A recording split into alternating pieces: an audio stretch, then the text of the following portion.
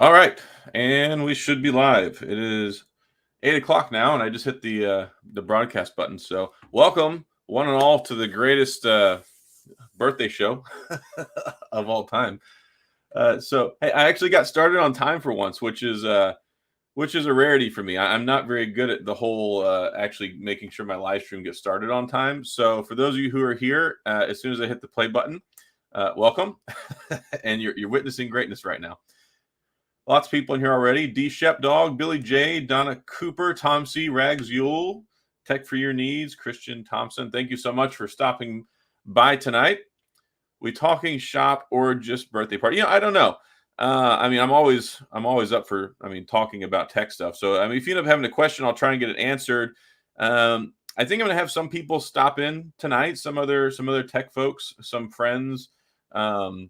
So hopefully it'll be enjoyable. Hopefully I'm cool enough that people want to stop by. um, yeah, so I was able to get everything set up in here all right, I think, in time. Yeah, live streaming is not my forte. Anthony's Tech Life, Marcin, Mr. Mario. Thank you so much, everybody, for showing up tonight. The big 3.8, which I don't know what the deal is with my cable here. It's cut out twice already. Hopefully it doesn't do that anymore because I don't want to have to switch over to my webcam because this camera is definitely a lot better. Maybe the cable's not in there good. Maybe that's the problem. Hopefully that fixes it. I hope so anyway. Mark's Tech, happy birthday, Cataract Boys. Yes, Cataract Boys going strong. Thank you for stopping by. Also, Mark, if you want to hop on, feel free to join in. I've got the link here, and I can invite some of my fellow tech friends who want to show up. I know you know, but how do you think the new BlackBerry will look? Yeah, I think it's going to look like a cool BlackBerry. Let me see here. Invitation. Yeah, so I got a couple people that have committed, non-committed, might stop by tonight, which will be fun. It's nice to visit with people. I mean, it's a birthday celebration, right? I mean, what good of a birthday party is it if I'm just here talking amongst myself? But thank you so much for those of you who have taken the time to stop by and hang out here tonight. Did I get a nice tech birthday present? No, not really. My wife did get me a little carrying pouch to separate like my cords and stuff. So especially when I travel, it's like a little carrying case. It looks like one for like your toiletries and your overnight stuff, but it has special pouches, like one for your Apple Watch charger, one for your phone charger, one for all that stuff. That's kind of neat. She got me a pair of Jordans, so I didn't get so much tech stuff this go around, but I did get a nice new pair of Jordans, which there's BlackBerry and then there's Jordans, which are like number 2 in order of precedence of things that I care about. So that was cool. I mean, I literally have like 30 pairs of Jordans. It's an addiction. TA Tech, it would be cool to get a link. Yeah, I'll work on that here a little bit. I've got some scheduled friends I'm waiting to see if they pop in tonight. They're supposed to be here shortly, so I'm gonna hold off on mass invitations yet. Still a young man. Yeah, I mean, I'm getting there. Had I not spent 16 and a half years in the military and I weren't all beat up and disabled, then I would agree more. But at this point in time, I'm high mileage. I need high mileage synthetic oil. Happy birthday! See the new kicks. They're inside. I would gladly go get them. Let me see. I think I got a picture of them on my phone here. I can probably pull that up. Or I can call my son. That's what I'll do. I'll text my son and tell him to bring me my Jordans. He'll do that for me. Let me see here. Got to find the right one. Here. Bring me my new Jordans. There we go. So I'll see if I can get one of my children to run them out here. How do you feel about the OnePlus 9 Pro after almost a year later? I think it's a solid phone. I think they've mostly got a lot of the issues worked out around it right now. Of course, the biggest issue is still the heating issues with relation to like 4K, 8K video recording. But if you're not doing a lot of video recording, then it's not that big of a deal. I actually love the 9 Pro. I love the form factor. I love Oxygen OS on there, which I think they're calling Color OS now, or maybe it's Color OS and they just haven't changed it to that name yet. Either way, I've seen some lately. I think I saw them there on sale for like $5.99 the other day through Oneplus, which is an absolute steal. So it's still a good phone. Do you think we'll get more foldable phones this year? Absolutely. I would expect at some point to see a Pixel Fold, and then of course I'm expecting the Fold 4, the Flip 4. We're supposed to get a new Motorola Razr 3, so we'll see what happens. Yeah, that's literally what happened. I texted my son. I said, "Bring me my new Jordans." Thank you very much, Lisa Ann. I appreciate it. Saw the live stream, watch all the time. Just want to stop by and say happy birthday. Thank you very much, Kenneth. I greatly appreciate it, and thank you all for showing up tonight. Yeah, I've got a couple people that they said they're going to try and hop on, so we'll see how that goes here in a little bit. Cross my fingers anyway. But I'm more than capable of sitting here and talking. If you've seen my show, you know that I can talk for a long period of time, and I don't need a co-host. Yeah, they'll get out here in a minute. Happy birthday. Thank you so much.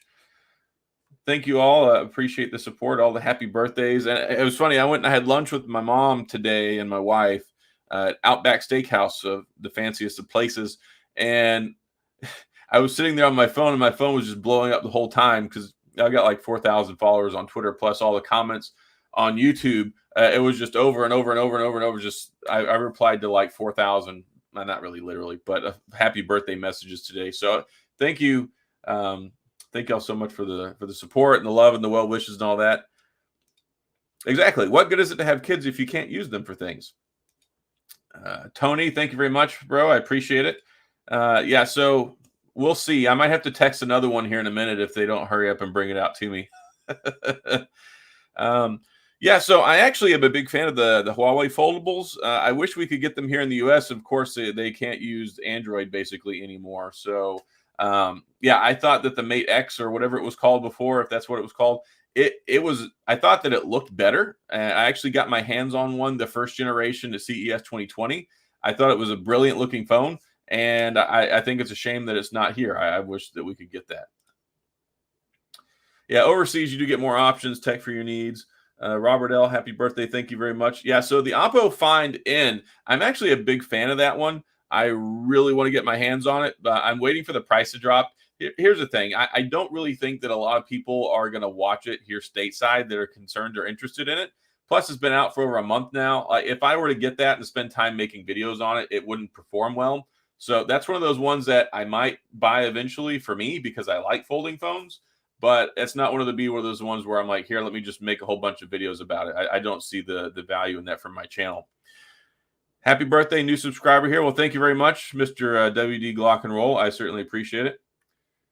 Yeah, I used to do this back when they used to play, and then they wanted me to play squads with them all the time. I used to be really good at Fortnite. I haven't played for forever. And for those of you who know, I've got my ginger ale for tonight, so that way I've got something to drink on. Hopefully y'all have something as well. Goodness.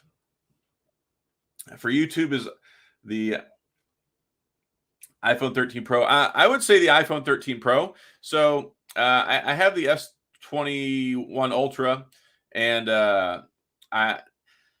here's the thing. It's best. I mean, if you're using an Apple ecosystem, if you're editing on like a MacBook, a Mac Mini, whatever, using Final Cut Pro, it's so nice. I've been using an iPhone exclusively to record my videos for like the last 2 years. And it's great because you've got a couple different options, like with Shure and with, I think it might be Deity. I don't know. I've got one over there. I've got two different microphones that plug directly into the bottom that have a lightning connector. You're good to go. You can record in almost any situation. And it's great because it's got, 4K 60, which is what I record at. You can do 4K 24, 4K 30. There are a lot of different options there.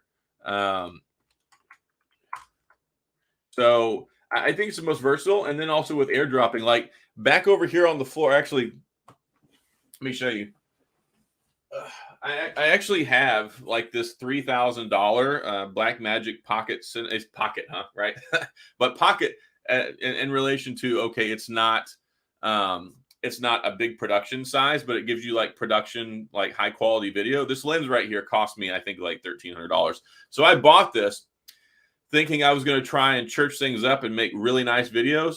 And then I realized I'm just shooting the same videos anyway, and there's not really a whole lot of extra detail or value added there. And it was adding like an extra 2 hours to my workflow because I was having to transfer a 50 gigabyte file to my computer and then having to do color grading and add LUTs. And I'm not that good at that stuff. I just like it where I press record and then I airdrop it and then I immediately edit and it's compressed. It's like a 3 or 4 or 5 gigabyte file sends over to my computer like that. So if you're in the market to start a YouTube channel, you can make one heck of a productive and useful YouTube channel with some great quality video using an iPhone 13 Pro. Yeah, right. I'll package that right up and send it to you, Scott. Mister, I'm gonna lay in bed and comment on your live show instead of show up for your birthday. It's okay though. I know you ate a lot of Twinkies for dinner. Happy birthday. Thank you, Arthur. I appreciate it. Rocking the Titan Pocket Connolly. Very nice choice. Still rocking the T-Mobile Key 2. I was actually using mine earlier. I actually have a third SIM now, so I've got AT&T with both my other ones now. So I was fooling around with that and made my video. Can't hang long. Wanted to say happy birthday and thanks for being the most authentic tech voice on YouTube. Well, thank you very much. I appreciate that, Chad. I'm sure some people would probably want to fight me over that title, but I'm here to do my best. So thank you. I'm glad you appreciate it. Marveler DC guy, I saw the Moon Knight trailer. Honestly, I don't really know much about Moon Knight. I saw it and I was like, what is a Moon Knight? So I watched the trailer. It's cool that it's coming to Disney, though. It's going to be a TV series. So I will watch it, but I know absolutely nothing about it. Okay, on the couch. You can't even hop in on video. You can be posed like this, for like 20, 30 seconds on the couch and say hi. Thank you very much, Sharina. I appreciate it. You can now film everything. Yeah, so you can use cinematic mode. You can do ProRes. There's all sorts of crazy stuff that you can do with the iPhone 13 Pro and Pro Max. Even that's what my wife uses for her YouTube channel. So if y'all are into Tesla stuff, I'm not going to plug my wife's channel too much here, but she does have a fancy channel. She's been making videos for about a year, and she uses the same thing. She even stole my microphone, so I had to buy another one. It's funny. We were both sitting at the kitchen table earlier, and she's like intently focused on making this video because she's got apparently Tesla changed up the software and the interface and where everything is. They totally messed everything up on the Model 3 and the Model Y. So she's sitting there working on this like all-inclusive answering a bunch of people's questions video on the update for the interface. And I'm sitting there, I'm like, all right, let me make my BlackBerry video. So she's sitting there on her MacBook Air, and I'm on the other end of the table on my MacBook Pro, both editing videos before dinner this evening. So I give her a lot of credit, though. She does a lot of great work, and proud of what she's done with her channel. Pretty soon I'll be 38. Hey, well, hopefully it works out good for me. I'll let you know how it goes this first month, this check-in. Hopefully I'm still here a month later. Happy birthday. Love your Pixel 6 coverage. You're my go-to guy. Thank you very much, Michael D. I'm very passionate about the Pixel 6, and like many of you know who've seen the videos, I did get a Pixel 6 Pro sent as part of the Team Pixel program. I liked it so much, but a lot of you guys know I very much value like the value proposition, what you get, cost versus benefit, not necessarily spending millions of dollars on phones. So when I saw what little difference there was between the Pixel 6 Pro and the 6, and then also with all the BlackBerry 10 end of life stuff coming up and no new BlackBerry out on the market yet, I was like, this I think is going to be this for me would be an ideal phone. So I was excited enough to share it with everyone else. So I've covered it very much in depth. I think at this point I'm kind of also like a partial Pixel channel now, which was never intended. And I have a guest now. Hello there. Hello. How's it going? Happy birthday. Or your microphone. Can you hear me? I'm not hearing anything. Hold on a second. I see you talking, but I don't hear anything. But I don't think it's on my end. It shows that you're here. 2, 1, 2. I Let's don't know. see. Oh, I'm not sure Testing? why I can hear you. Can anybody else hear Testing. Jason? He says he can hear me. Okay, they can. Oh, I know what it is. Ah. Hold on, it's my speakers. Here we go. There we go. So anyway, testing. yeah, I can hear you. So the problem apparently was my sound thing when I plugged in the computer, when I plugged in my camera, it changed my speaker output from my speakers. So I was like, I don't hear anything. Oh yes. Oh, hold on a second. Yeah, apparently here. Let me highlight this. Adam is just dumb. That's very true. Here. I didn't say that. You did not. Scott did. Anyway, so for those of you here, I got to update some people. They wanted to see. So these are the new birthday Jordans that my wife bought me. So they're the Jordan 13 retro court purples. Anyway, so I like these. She stalked me. I had posted on my Twitter a while back that I wanted to get them, and then I think I slept in the morning they came out, and I didn't order them or didn't put my name in the hat. So she tracked them down. She drove to like some Foot Locker all the way across town and got them. So bless her heart for encouraging my shoe addiction. And also, nice. I have a few super chats here I didn't see. I'm sorry. Mark M, happy birthday. Hope to finally see a BlackBerry revival this year. I hope so as well, too. I would like for those guys to, come out with stuff. That'd be nice. But thank you very much, Mark M, for the super chat. And also, Jermaine Young, happy birthday. I appreciate your content. Keep up the good work. Glad to see loyal BlackBerry fan. What is your Mount Rushmore smartphones, past or present? My most favorite of all time is probably this one right here, which, I got a little bit too late in the BlackBerry 10 life cycle. This is the BlackBerry Porsche Design P9983. It's my most favorite phone, ever of all time. So I keep it out here on my desk. But I do have a lot of phones, especially the new ones right now. I'm a big fan of the Z Flip 3. I wish that the Z Flip 3 had a much better battery, but the phone itself, yes. I love. So that BlackBerry doesn't work anymore, though, right? It does actually. So it's kind of on life support. Basically, I guess at one point in time, whenever the servers actually die, they're basically on hospice. They're not doing anything to continue to keep the servers alive if they die, but they're not doing anything to actively, support the operating system anymore. But you can still put your SIM card in. You can still get text messages and make phone calls and all that stuff. So they still kind of work. That's okay. That's better than nothing, I guess. Yeah, I mean, for people that are still hanging on to them, oh my gosh, I'm trying to keep. I've got so many comments in here. I'm not. I'm trying to keep up with it. So many people, and another super chat from Jacob here. Thank you very much. I appreciate it greatly. Of course, y'all don't have to do that. I appreciate any sort of monetary contribution if y'all make them, but please don't feel like you have to do that. Yes, the Porsche Q10. Basically, the BlackBerry Q10. They made the Porsche model. What are you drinking there? 7-Up? No, it's lime bubbly. I've seen those. That's the. It's like the carbonated kind of spritz seltzer water that's flavored. Yeah, it's flavored seltzer. I mean, it's not any different than any other flavored seltzer you get anywhere, but it's good. It's good. I'm a ginger ale drinker myself. Yeah, I tend to have soda sometimes, but I got addicted to seltzer when we lived in New York because you used to be able to buy these liter bottles of seltzer, and so I get a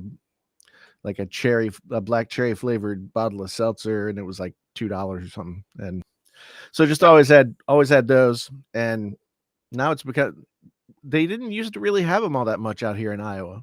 And now they've got cans of stuff like this. So here we go. Jay Wright knows what's up. Ginger ale is king. It is. I love me some ginger ale. Always makes me think of my grandparents. They always had it. Yeah, I try not to drink too much caffeine at night, but I'm addicted to carbonated drinks. I just like carbonated beverages. It doesn't matter if it's seltzer water, if it's Dr. Pepper, I just like carbonated drinks. So Canada, well, not Canada Dry specifically, but ginger ale is lower in calorie and sugar content than like Dr. Pepper and root beer and all those other ones, and there's no caffeine. So usually when I'm working at night, I have one of these. And hanging in Texas, though, Texas is a place to drink Dr. Pepper. Do you get the pure cane sugar Dr. Pepper from that Lubbock, Texas? Yeah, Dr. Pepper distillery. They called it Dublin Dr. Pepper, Dublin, Texas here, and they actually I guess they finally got absorbed, and like they're basically the regular Dr. Pepper people, I think, are distributing it now. But they used to have like their little area they could distribute, and you could order it directly from there. And some places Right. would buy it and stock it. But they had the little 10-ounce bottles or 8-ounce, 10-ounce bottles with the imperial cane sugar. And I Yeah. tell you what, that stuff is so sweet that you can drink like 3 cans of Dr. Pepper, but I could not drink more than one of those little bottles because that stuff Yeah. is so sweet. Yeah, I remember I had a bunch of friends, when my friends would go on tour and they'd go through Texas, if they were going anywhere near there, they'd always stop and get a case of that Dr. Pepper. Oh, the So, stuff is delicious. yeah. Yeah. You can get it. Yeah, you can get it in any grocery store now here. They sell it in the big 2 liter. They sell it even in the 12 packs. So you can get it. Yeah, Dr. Pepper. Dr. Pepper is like my favorite pastime. I do enjoy drinking ginger ale, but Dr. Pepper is probably my one true love. I hear you. Yeah. Always been a big Mountain Dew fan. When Mountain Dew came out, like their original logo was like this hillbilly with a moonshine jug sitting on the side of a mountain, and people always said it was based off of like somebody from West Virginia, which I totally believe. Which got to support the home state drink. So yeah, it always tasted weird to me. Like I like soda, but I don't do diet because I can't stand the taste of artificial sweetener. And then I don't know, something Mountain Dew just has a weird flavor to it. It's got kind of like a tangy zing taste to it. It's some kind of citrus, it's but very unique. yeah, it's some kind of citrus and something else. I don't know. We always drank it all the time because it had more caffeine than anything else, and so. I remember when I was yet a wee teenager, so what, like 20, 24 years ago now, because I'm 38 today. Yeah, there was the rumor going around that if you drank Mountain Dew, that it would like over time cause you to be sterile. Did you ever hear that one back in the old high school rumor? Never did hear that one. That was one down here. Everybody, that's what they used to say. And I'm like, well, and they were like, well, I'm not drinking Mountain Dew. I want to have kids one day. I'm like, maybe it was the Dr. Pepper people. They were like spreading a disinformation campaign, So yeah, Dr. Pepper's a disinformation campaign to keep people from drinking Mountain Dew. Exactly. More people drinking Dr. Pepper then. So yeah, Mark knows what's up. Yeah, I don't know what it is. Anything that has here, maybe this is what it is. Maybe it's because it had so much yellow number 5 in it, I guess. But yeah, that might be it. Yeah, see, somebody else. I know I'm not crazy, but people and I think my mom actually used to believe that. She's like, I'm not buying no Mountain Dew. Yeah, we've never bought it for our kids just because never wanted to have to deal with that. But I was never forbidden. We used to go to the like the gas station that had the fountain soda machine that you could make your own soda. We'd make what we called suicides. Oh yeah, where you put use everything that's on the tap. I would do that, but I would skip lemonade. Yeah, I think I only ever did like whatever was carbonated as well, like but I do know that like the base was always like a lot of Mountain Dew. and then the other stuff on top. Thanks, Tech, for your needs. Appreciate it, man. Still working on the studio. Things might fall down. Everything's like hot glued to the wall now. I like it. You've got like, it looks like you got like college library / like 70s like music studio play button / micro. It's a good look. It's a good balance. Yeah, it's worked out surprisingly well. Like it's so much easier to have something that like I just keep it all set up. And so I just have to, since I'm doing the Amazon stuff, it's just easy to come down and like be ready to do a stream. And I also film here, so it's convenient. Yeah. Oh, Surge! Do you remember the Surge commercials? That was the one where like the teenagers, they're like all going like this and running and like jumping over the couch out in the street for the can of Surge. Yeah, I remember that, but I think that was when I was already in my 20s or something, and so it was like marketed toward the kids. And I remember seeing the commercials, but not really being like the target market for it. We had Jolt Cola. when I was in like high Oh school and yeah, I college. remember. I remember Jolt.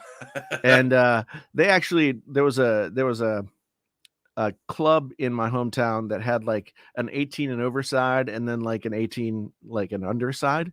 Uh-huh. And sometimes they would be able to let the 18 and over kids go, or 18 under kids go to the 18 and over bar. And the only thing they had for the young kids was a Jolt. So so So you're gonna get all these 18-year-old kids amped up in an under 21 club, and then you're gonna give them Jolt Cola. yeah, it was the and it was like a punk rock bar, so like it would be like people would be slam dancing but on Jolt Cola, and it felt very dangerous. That's funny. The lemon one and solo sour. Yeah, you know the one that I miss? I miss Slice. There was like cherry slice. Yeah. I used to enjoy that, but there was a one where they had like cherry slice and they mixed it with like Mr. Pibb or Dr. Pepper. I can't remember what it was.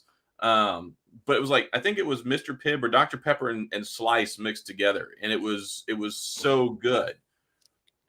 Yeah, I only remember Orange Slice.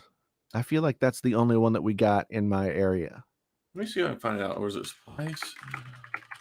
Yeah, and Mellow Yellow was the Mountain Dew of like I can't remember which owns which, like Coke or Pepsi owns which one, but Mountain Dew was like one and Mellow Yellow was like the other company's version of it. Yeah, I always heard about Mellow Yellow. Oh, here it was. This one right here. It was Dr. Slice. So it was It was Dr. Slice was a variant of lemon lime released in 1998. It was okay. So there was a mix, and I used to drink this one when I could find it, and it was super good.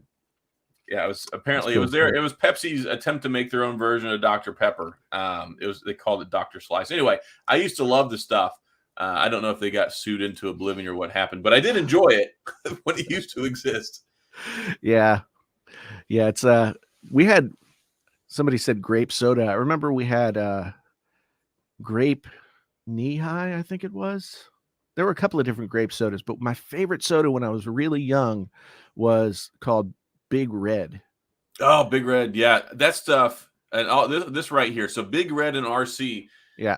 these were synonymous for me growing up because my grandma always had RC. Even to this day, she's like 88 years old and she still drinks RC all the time. She's kept them in business for like 70 years. And then also she would buy Big Red for us. And I always enjoyed Big Red, but I can only drink like one can of that stuff because it's way too sugary. See, I loved it for that reason when I was a kid.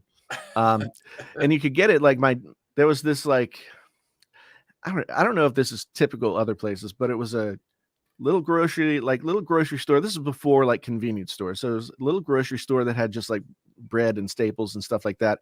Couple of video games. You could drink beer there. They had like a bar, and you could get chili dogs. And outside in the machine, they had Big Red. And I remember at the time that the Big Red can, that's completely inappropriate these days, but the Big Red can was just like a giant, like the picture of a giant Indian chief with a huge headdress on his head. and I don't think that marketing made it out of the 70s. But probably not. I don't think I've ever seen that one.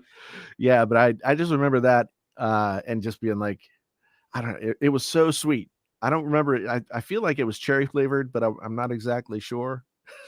Yeah, I don't know. I don't know exactly what flavor it is, other than red. Big Red. What? Let me look it up. Yeah, I used to drink it whenever I was a kid, but so it was citrus oils blended with vanilla and cream soda, and that's the thing. Cream soda. Yeah. I like cream soda, but I can't drink more than like one. It's so sweet. It's way too much for me. Yeah, no, it's absolutely. Yeah, well, cream soda, root beer, root beer. I never. Not yet. I'm not. Well, it's funny that you say that because like when I was a kid, I used to go up, and this is like I'm 7 years old or something, but I'd go to that store with my dad, and I'd eat like 3 candy bars in a row, like just get 3 candy bars and eat them. and then drink a big soda. And and my mom used to tell me that if I kept eating so much sugar that I would get diabetes.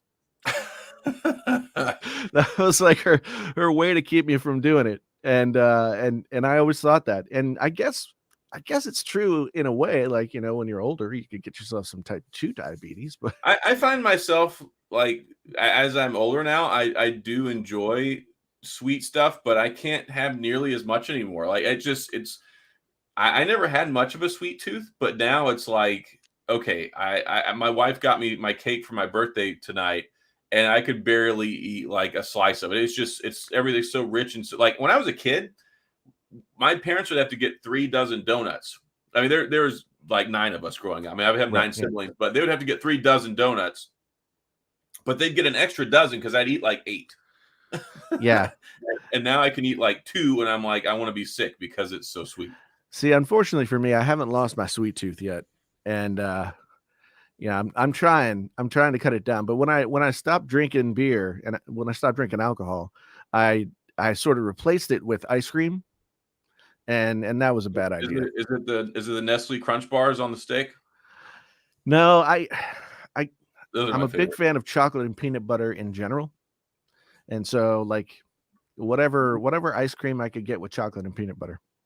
So I'm a Rocky Road kind of guy myself. see, I don't like nuts in any sweet stuff. That's always been a hard thing for me. Like Okay. walnuts on a brownie. Ugh. Can never do Yeah. it. Let me see here. What's both of you all go-to phone, the one you have to take with you? Well, I hate to say this, but it's my iPhone 13 Pro because I record everything with it, so it's indispensable. But if it weren't this, I would probably be carrying. Well, I mean, I carry 2 phones all the time. Right now, I'm testing the S21 FE, so my other SIM is in there. But prior to testing that out, I was carrying my Pixel 6 and my Duo 2. So I always carry 2 phones. I'm just rocking the iPhone 12 Pro Max right now. It's a good phone. So, Like if you don't care about like 10-bit, I mean, well, they had 10-bit video on the 12 Pro, but if you didn't care about the 10-bit, like the ProRes and the cinematic mode, there really wasn't a whole lot of a reason video wise to upgrade to like no. I could have kept shooting. I was shooting all my video with an iPhone 12 before I got the 13 Pro. Indistinguishable. Like there's no difference whatsoever. The only reason that I really upgraded was because I messed up and I only had a 128 model on my iPhone 12. So I wanted more storage. And also I did want the telephoto and I wanted the battery life. Like Right. like the 13 Pro, just the battery life I heard was it was going to be insane. So I went ahead and I upgraded to it, but I didn't need to. Yeah. I got the 13 Pro when it came out. The 13 Pro Max actually when it came out. I'm pretty sure. Yeah, and I liked it fine, but like my wife needed a new phone like 3 or 4 months before the iPhones came out, so I didn't have an iPhone, but it was when Apple Music was changing over Yeah, and when they're getting like supposed to be bringing us the high res audio and all that other stuff. yeah. So I was like, well, my wife needs a new phone, and I'll just finance another iPhone. And so I still like I haven't paid this off, I'm just paying the payments. And so I was like, and there was a shortage of iPhone 13 anything for so long. Yeah, that was a thing. I basically like sold the iPhone 13 Pro and got 100% of my money back. So yeah, you totally could. Yeah, it's funny. So you're using the iPhone, the 12 Pro Max. Yeah, I find that the Max version, I've gotten used to using smaller phones now, where I'm to the point where I don't like the bigger ones because they're freaking gigantic. And I mean, the iPhone 13 Pro is a brick. Like it's a brick of a phone. And it's funny because my wife totes it around like it's nothing. Like she loves the 13 Pro Max, and I'm like, I'll just use the regular Pro. You can have the Max one, honey. Like I'm good with the smaller phone. It's really weird because like I had an iPhone 7 Pro or Plus 7. Yeah, that was the bigger one, right? Yeah, back in the Plus days. Yes. So and that was, I remember I had one that I'd bought from Amazon on Amazon Renewed, and I remember when those came out, everybody was talking about how huge those things seemed. But if you held that and then you held one of the It newer feels so much iPhone, lighter. Yeah, I mean, it was much thinner, and the roundedness of it made it feel smaller. And I mean, I don't think there's more screen real estate on the Pro Maxes now, but not by a ton, you know.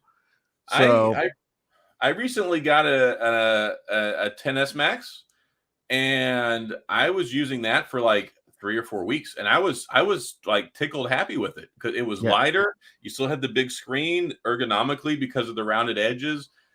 I'm honestly, I liked the design on the 12 and the 13 when they moved to that, but then using one then going back to the other one, I prefer the older design. I think it was a more ergonomic, enjoyable design. yeah, I think as much as people complained about that, the rounded edge design, having held one versus the other, as much as I like the way the newer phones look, and I think they're better looking phones, the other ones definitely were easier to hold on to and stuff and all that. So, I mean, the only time I ever had problem with a rounded edge phone was when Samsung was doing those waterfall edges where no matter what I did, good lock, anything like that, I could not keep my fingers from like phantom touching. Oh, those were terrible. Yeah, Yeah. I think it was. We're talking about what, like the Note 8 and the Note 9. Like the Note 9 Yeah. had pretty aggressive. It didn't matter what you did. The ghost touch on the edge was so bad. Like Yeah. it was so bad. And it This was guy here, Mr. Huge Balls, wants to know if I'll be covering the Astro slide phone. Yeah, yes, I will be. So I actually these guys, I'm in contact with them. Once they have the review units available, they're going to send me one. I So don't even know what that is. so did you see the Planet Computers? I think it's Planet Computers. They had the God, I'm drawing a blank on the name. The computer, the phone that has the touchscreen, but then the slides up and you get the landscape keyboard, and then it looks like a Oh, yeah, yeah, small yeah, pocket yeah. PC. I'm drawing Yeah, a name yeah. blank on it, but their new one is the Astro Slide, and that was another crowdfund campaign, and it's coming out. So when it comes out, yes, I will be covering it. I missed them. They were actually out at CES at one of the offshoot venues, and I was supposed to go see them, and just with my schedule, I didn't make it over there. Um, Yeah. It's but yeah, I will impossible to be make getting it it. to all the places that you think you're going to go. I, I Yeah, that is very I true. I remember, so I've only gone the one time in 2020, and I had a bunch of companies were like, "Hey, do you come by our booth or come by our room and we'll show." And I just, I'd been to Vegas plenty of times, but I'd never really been off the strip very much. It's just kind of like in that one area where all the big hotels were. Yeah. So I booked these meetings, and then it's like, but that's like 1,000 miles away.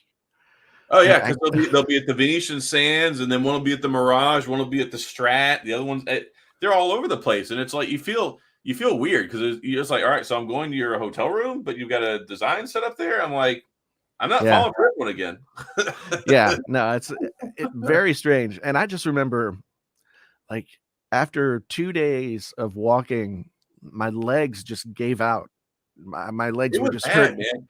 So Yeah, when we met at CES 2020, yeah, I was putting in a good 14, 16 miles a day. yeah, Like carrying a backpack, like I was totally not ready for that whatsoever. no, me, I didn't do any prep. Like if you're going to go to CES and try and run like the full gambit, which you shouldn't do, you need to start walking like 5 to 10 miles a day, like a month yeah, before you go to CES. no doubt. I was like, I remember I just got to the point, it was like, I think it was day 3 in the afternoon. I just got to the point where my legs hurt so bad, and I think it was like super hot, and I looked online and found that there was a theater playing the Star Wars, like, I guess that was what, La Skywalker, the last one, whatever it was called. I've blocked it from my Uh, mind. yeah. So, you know, I remember I'm honestly I'm tired right now. So yeah, there was the Force Awakens, there was the Last Jedi, Jedi, and and then what was Rise of Skywalker. Rise of Skywalker. Yeah. So That was playing, and it was playing in one of those places that had like the big comfy reclining seats. oh, those are And, great. and I went in there, and like 15 minutes into the movie, I was asleep. We have those here at one of our theaters. We went last night, and the kids wanted to go see the new Scream movie. And Yeah, I'm like, okay, I'll take you to go see the new Scream movie. I mean, fond memories of the original Scream movie 25 years ago. yeah. But, there's been so many disambiguations now. It's like, Well, I'm gonna give it like a 5.7 out of a 10. It was slightly entertaining enough, but it's basically a retread of the original one with some slight departures. see, the funny thing about the Scream movie was that it was kind of one of the first sort of like ironically meta horror movies. Like it understands what it is. Yeah, like so it was like common, oh, in a horror movie, the girl would do this, or whatever, and that had never been a thing. Yeah, like this guy So always dies. You have to do this. You can't yeah, be in these situations. It's very much like that too, except it's very aware. And they're calling it a requel. They're like, no, no, no. The rules have changed. This is a requel. This is a resequel. This is a sequel, but legacy actors are also in it. So it still carries that awareness, which I appreciate that. Like from yeah, a content maker's perspective, from an intellectual perspective, from someone who doesn't just like to watch stupid slashers. I like that element to it, but at the same point in time, I mean, it's still like the 15th Scream, yeah, yeah. Well, my daughter loves horror movies, so I'm sure like. What did I go to the theater to see recently? Yeah, let me do a thanks here real quick, Mr. Shapu. Thank you very much for the 99s. I wonder if that's my son. Yeah, whatever. So my 12-year-old has a voicemail on his phone. Actually, he's going to be 12 in March. And whenever his phone, when you call it, it goes to voicemail all the time because he's always forgetting to charge it or screwing off, and it goes Shapu. So that could very well be my son with his allowance money giving me a super chat. I don't know. I mean, that's not how it's supposed to work. I just, kid, keep your money. Yeah. Well, my children, yeah, I always try to keep things PG because I never know. Because my sons, they'll be like, "Oh, I watched your live stream tonight." I'm like, "What did you watch? What did you see on Dad's show tonight?" Yeah, no, I totally get that. Every once in a while, my mom, because I'll like when I'm using Restream, I always like would stream to Facebook, and so my mom would like pop up. She's like, "Hi, son." Yeah, my mom's like 79 years old, so so it's like she'd just be watching, and I'd be like, okay, that's weird. Yeah, it Sometimes is. sometimes my son would watch too and like get into the chat, and I'd be like, Yeah, it's funny because I had lunch with my mom today for my birthday, and she was asking me, she was like, "So does it matter if if you watch all the way to the end or whatever?" I'm like, "Well, yeah, I mean, ideally, it's good for people to watch all the way." And it's like, "Well, I turn them on, and I let them play. Like sometimes I watch them, but usually I just listen to them while I'm doing stuff with my earbuds in." And she's like, "But my little lady at the doctor's office, she watches you too. I always tell her, it's my celebrity son." I'm like. Like, this is YouTube, Mom. I'm not yeah, not a celebrity. yeah, like maybe like mild status might get recognized if other YouTubers around kind of status. Yeah, this is a good. Here's a good some perspective right here from Anna. So women are accustomed to carrying heavy things, everything from babies to handbags. Routinely carries 20 pounds of miscellaneous stuff. Yeah, maybe that's why my wife can use a gigantic phone that weighs a pound, and I'm like, nah, it's too much. But also, my wife doesn't use her phone 18 hours a day like I do. So like the problem is when I use it all day long, this like I hold it like this, so then my finger, this Yeah. little joint right there, kills me. And also it's with the larger one, my wrist after a while. So when you hold the phone for like 18 hours a day, it wears a lot more than my wife just casually pulling it out of her purse and using it periodically. Yeah, that totally makes sense. I mean, I try not to like have my phone in my hand all the time these days. Like when I'm working at home, I'll actually like leave it on the charger so I can't get to it. And I do that a little bit with my wireless charger. Like there's sometimes I can deal with some distraction while I'm sitting here working, but whenever like sometimes I'm like, okay, I need to cut out the distractions. I have actual legal work I need to do. Like I can't keep picking up my phone every 15 seconds when I get a notification. yeah, yeah. The downside with the iPhone though, if you use a Mac, is that everything comes through. So if I'm Oh, sitting thank at you. if I'm sitting in my office and I've got my MacBook going and I've got my iPad, sitting on the desk, and then my phone's over there and my Apple Watch, like all of a sudden 5 different things start telling me there's a phone call, and it's shocking. Thankfully, I work on a PC. If I worked on that one, like it irritates me sometimes when I'm working and my wife's like texting me and I'm using my MacBook Pro. I'm like, you're giving me notifications. Like, I'm trying to work. Thanks, Jeff. I appreciate it. It was a very good day. So thank you. I had steak. I had bundt cake with copious amounts of lemon icing on it, and I get to spend time with my kids. So nice. let me see. Nice. I was literally watching a BlackBerry video. It's like you knew. Hey, yes, Retro Gaming Genesis. Totally. I timed this so well for you, so that way you could watch tonight.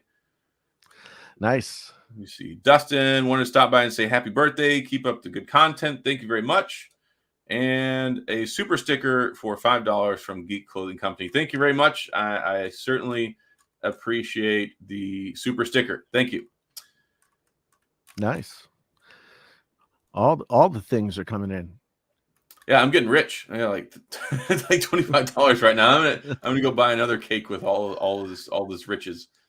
There have been a few times on my live streams where I think like sometimes I think whoever's doing it is like drunk or something, but like all of a sudden we'll just like give out $50, $25, and I'm like, I see that stuff. On other people's live streams, I'm like, man, you got all the rich people in here.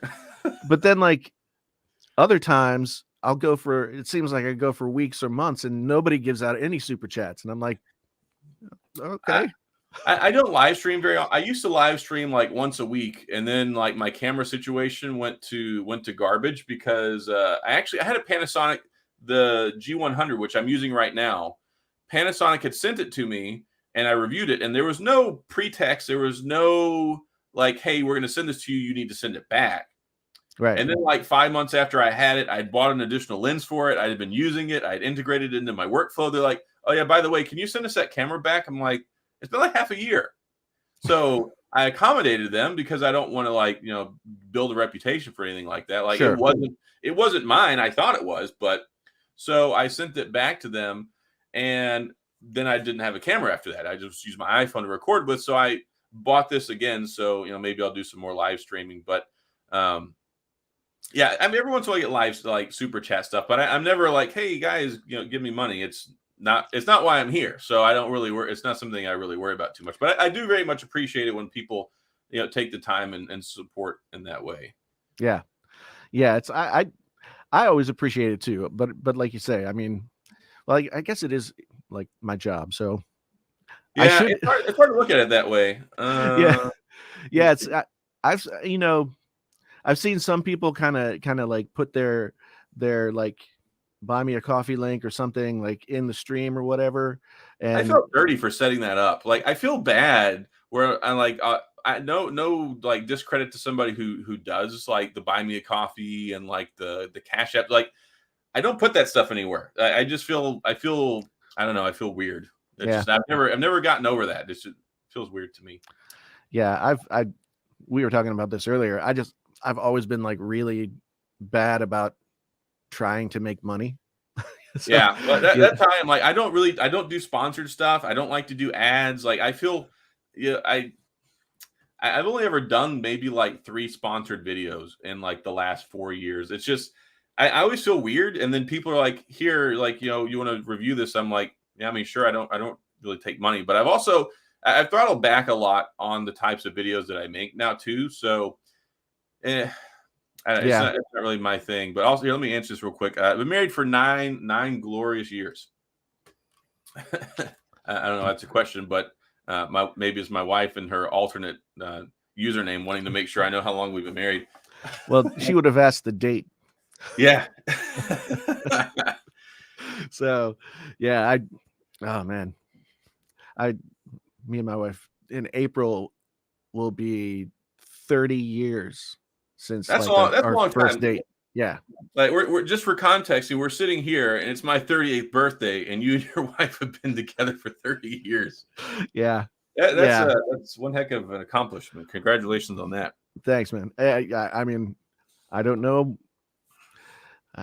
I'm not easy to live with, so I don't know why she's stuck around so long, but I appreciated it. I think my wife stays married to me because I buy her a new iPhone every year. Oh yeah. Well, She's on that'll, the iPhone plan. there's I mean, as long as there's some sort of understanding. Happy birthday! Thank you very much, Mark. Let's see thoughts on the MacBook Air 20. I don't know anything about this yet. I'm gonna just give you some insight into the interest of my brain, and MacBook's not particularly one of them. Uh, I usually wait till they come out and then I'll learn about them. Um, my channel doesn't really get a lot of traction for Apple anything. So, I even bought like the MacBook Pro, and incidentally, I bought it for me because I edit with it. So I made a video about it because I spent $2,400 on this MacBook. So why not make a video on it? But then I'm Right. like, well, I'm glad I didn't buy this to make videos because I would have made 48 cents. It's like, Yeah. Yeah. Well, I kind of, I've had luck with Apple stuff, but it's kind of hit and miss. You know, I think you have to really commit to the Apple. Like if you want to make Apple videos, you've got to commit, and you've got to be like super niche down to the you Apple do. thing. Like I told my wife, I said, if I really wanted to cover Apple stuff at this point in my life, I would start over and make just an Apple channel. Like I don't think that it would be possible 1,200 videos in that I could convince the algorithm that I were like, they would be like, you're a charlatan. You're not really an iPhone person.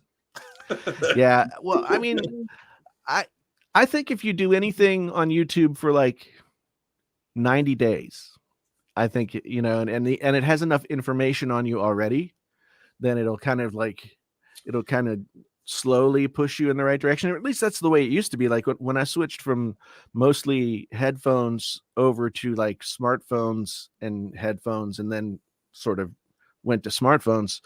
It's Yeah. And as Sanford Surtax says here, yeah, SEO is big. So like if you look at stuff that's trending, I mean, yeah, you're gonna have an opportunity to get to like capitalize on more views and stuff like that there. But just in a vacuum, if you're like, you know what, today I have changed. I am now an apostle of the Church of Apple, and I'm going to go make only Apple related videos. It's hard. But yeah, you have to time it. It has to be around a product release. But then the other problem is when you do something around a product release, all the guys that get access to them day one have already saturated all the tags in the search engine. So then you're still like way down. Yeah.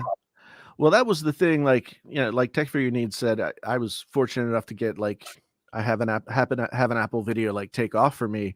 But before, I want to say like maybe the iPhone 11, maybe even the iPhone 10, 10s a little bit. It used to be that like nobody got review units of the Apple phones, Yeah, right? you were cool back then. Like up until I do want to say the iPhone 11 was the first one. Like when they had those guys come out to New York, and you saw like Yeah. Michael Fisher there, um, you saw Andrew Edwards. There was a couple different people over there. Let me try and get this off the screen. Oh, I don't know what I'm doing here. There we go. I was trying to get my battery meter to pop up because I'm running on battery, and I know it'll go Yeah. like an hour and 15. So I'm like, probably have to wrap up shop in about 20 minutes max. But yeah, I remember that one. They flew all those. I don't know if they flew them out there, but they gave them exposure. It was like day Yeah. one launch day. They're sitting in there, and it was like a big deal. Yeah. And as soon as that happened, and over the past couple of years, it's just expanded to, it seems like, more people. Oh yeah, they do the I've keynote, and they're like, "But here's my full review. I've had it for 2 weeks." Yeah, and that was the thing. Like when I switched over to smartphones, I remember starting with like the iPhone. I think the iPhone 8 was the first one that I really started covering a ton. And you just had to go, like, the pre-orders weren't what they are now, so you'd have to go to your carrier store and like, Oh yeah, you you had to know, go stand it. Like that's why I was always so anti-Apple. I mean, of course, I was using BlackBerry for like 10 years at that point right. before I even tried an iPhone. But I remember, and my brother was like, "I'm going to wait in line so I can get that gold iPhone." I'm like, "What the heck is a gold iPhone?" They're like, "Oh, well, there's like very limited numbers of them, and they cost. I think they cost more money. Maybe I remember they were super special if you could get your hands on one." And my brother was like, "I'm going to wait in line." Yeah, I remember getting up at like, I want to say like 5:30 a.m., getting in my car, driving over to the Verizon store and just sitting there in the parking lot because they would open up at like 7 or something. You know, they'd open up earlier than they normally would, and so here in Iowa at least there weren't too many people like that. So I'd be in the parking lot with, you know, like 6 other cars waiting. Oh, it's crazy here.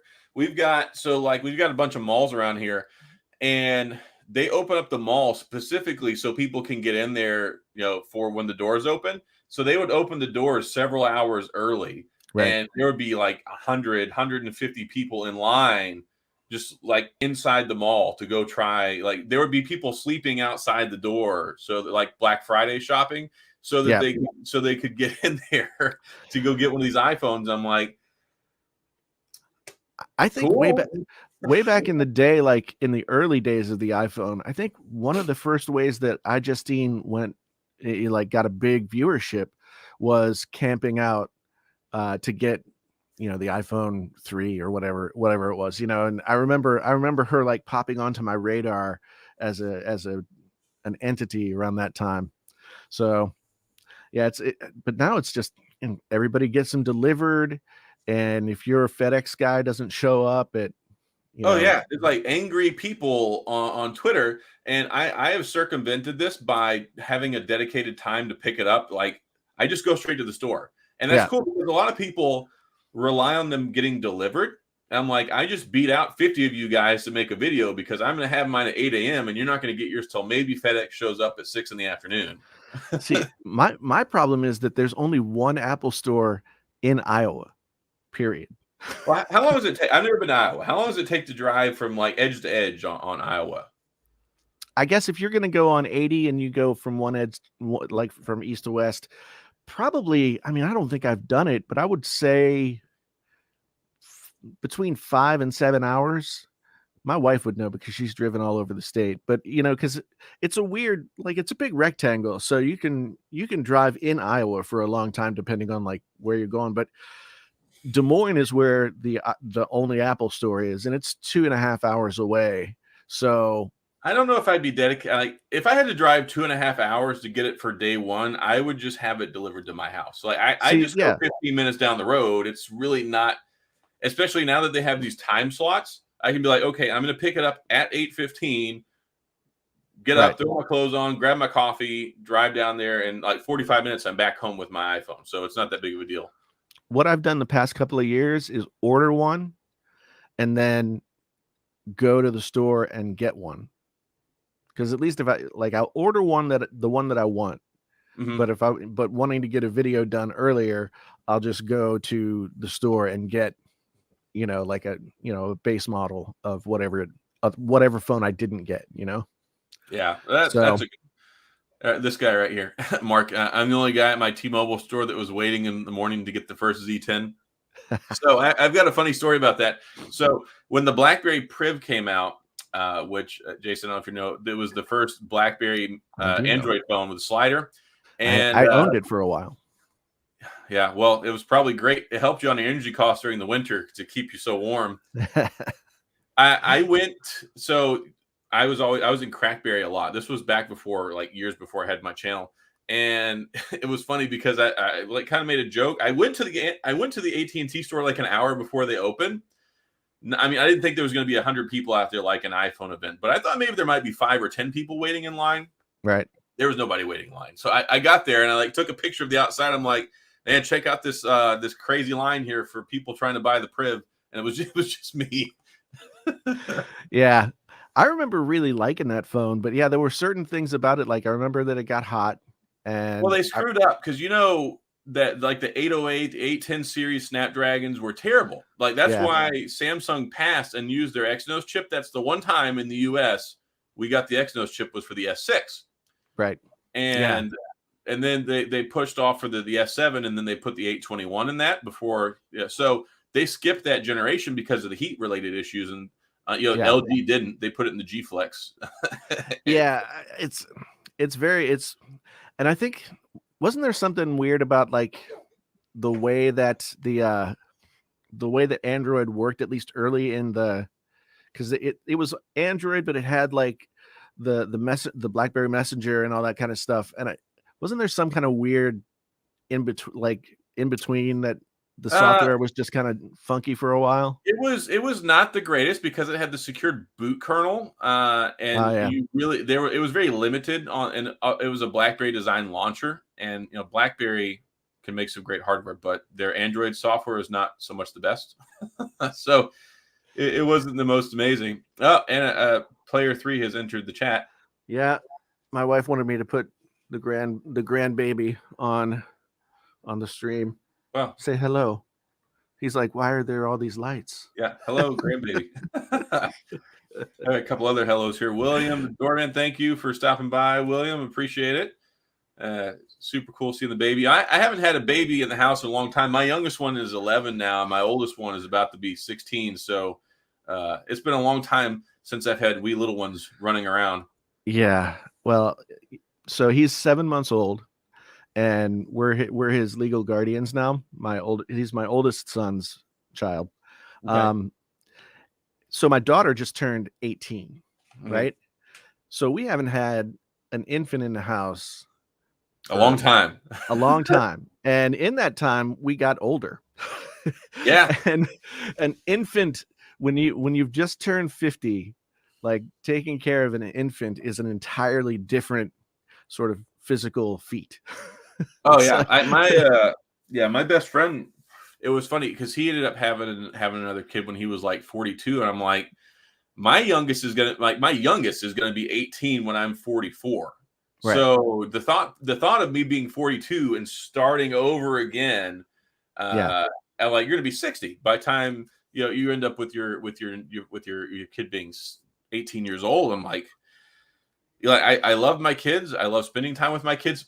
I had my first one when I was 22, but I always wanted to have kids when I was younger because by the time I get in my 40s and my 50s, I want to get my life back. So I was like, well, I like the idea of being younger and being able to have, because a good friend of mine growing up, his parents were like 40, like 30s, 40 when they had them. So it's like he's 18 and his parents are almost in their 60s. And it's like, hey, Dad, they can't go play basketball. They can't go ride roller coaster. Like you can't do stuff.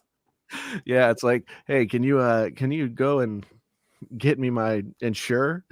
Like, I mean, it's crazy. My brother-in-law had 2 kids. He got married for a second time. He didn't have kids in his first marriage, got married for a second time years later, and had 2 kids starting when he was 47, I think. And so he's and I thought, man, he's crazy. I don't want to do any of that. And then all of a sudden, like, I'm 50. If he ends up living with us like all the way through high school, I will be 68. But 68 is like the new 40, though. I hope so. I mean, here Edgar says, I had my daughter at 45. She gave me a boost of it. And I could see that. I mean, granted, you're probably very tired. Like you don't have the same level of stamina typically most people in their 40s and 50s do when you're in your 20s. I mean, there are people who are like they run marathons. There are people in their 40s who are more energetic than me. There are people in their 50s who I'm a very sedentary person. But that doesn't mean like I can see, like they say that kids keep you young. So I would imagine that, were I at some point in time later in my life, let's say had an opportunity when I'm 45 to have a kid, I do look at that and I'm like, it does, the idea of my kids all growing up and not having little kids anymore. Like I will miss that once they're older. You have so many. I do. Like, yeah. My wife and I, we have 6. I know that's crazy talk, man. I barely got, well, we adopted our son when he was like 13. But yeah, for the longest time we only had the one, and that was enough. So yeah, but we didn't have kids until I think I was 33 when my daughter was born. So 32 going on 33, something like that. I always tell people I downsize because I come from a family of 9. Like I'm the second oldest of 9 kids, and I'm basically like another generation of what we went through when I was growing up. Because when I was growing up in the like late 80s, early 90s, everyone thought we were Mormon because we had Mormon or Catholic. That's what I always ask. Yeah, like, we're Baptists. They're like, are you really? Like Baptists don't have 9 kids. Do you live on a farm?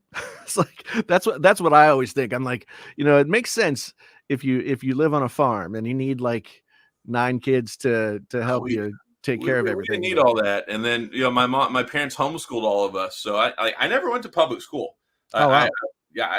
I was homeschooled. I graduated like 3 years early. I started my first day of college when I was 15, and then I went to college for 3 semesters, and I enlisted when I was 17. so Wow. so yeah, it was funny because they wouldn't even take me initially with the Marine Corps. I remember it was like at career day at my community college, and like the Marines came out, and the Army and the Air Force, and I walked by and I saw, of course, they had the Marines. They had like the sword and the display and the guys in their dress blues, and I went over there and talked to them and fill out. They made me fill out the information card. I just wanted to see the saber. Like I had no intention of joining the Marine Corps, but I wanted to see the saber. So they made me fill it out, and then they call me and they're like, "All right, so hey, how you doing? You filled this out. We talked to you. The Marines is great. Blah blah blah. All this cool stuff." And then they're like, "Okay, so where'd you go to high school?" I'm like, "Well, I didn't. I was homeschooled." They're like, "So you don't have a high school diploma?" I'm like, "No." Like, "What about a GED?" I'm like, "No, I have a high school transcript from my parents." They're like, "Yeah, the Marine Corps can't help you, son." I'm like, "I didn't want you to help me." It was like reverse discrimination. It's like, "Sorry, the Marine Corps can't help you." I'm like, "I didn't ask for help, but now I'm offended." Yeah, exactly. It's like we can't do anything for you, like as if they were your last option for like a life fulfilled. Like yeah, I was like, I'm really disturbed by this. It was funny though, because my grandfather, I'm like 19th generation military. My grandfather, he was actually Force Recon Marine Corps for like 9 years. And then my dad spent 38 years in the Air Force Reserve or Air National Guard. My brother's still in. He's been in the Air National Guard for like 22, 24 years. I was medically retired at 16 and a half. But I did 16 and a half active years military police in the Air Force. My 20 would have been this last year. But yeah, I had, my grandfather was like, "Look, do not go in the Marine Corps." And he was, and nothing against the Marine Corps. Marine Corps is great. I don't want to offend anybody here, but he only had a 3rd grade education. Like he grew up on the farms in like Arkansas. His family, like my family, they had like a tomato farm and all sorts of stuff like that. That's what he did. And they went to market and sold stuff. And he tried to enlist during the Korean War when he was like 14. Then he tried to get him when he was 15. He tried when he was 16. And finally, he got him to sign off on it when he was 17. But he didn't score high enough on the ASVAB to get into the Navy. He didn't score high enough to get into the Air Force. He didn't score. He scored high enough to get in the Army, but they're like, "Sorry, there's a 3-month wait." So he goes down to the Marine Corps recruiter, and he's like, "Hey, I want to leave like soon." And they're like, "Can you leave tomorrow?" He's like, so he signed up in the Marine Corps. Well, I would guess that of all the branches of service, the attrition rate in the first, like, in like the basic training period is probably is higher than the rest.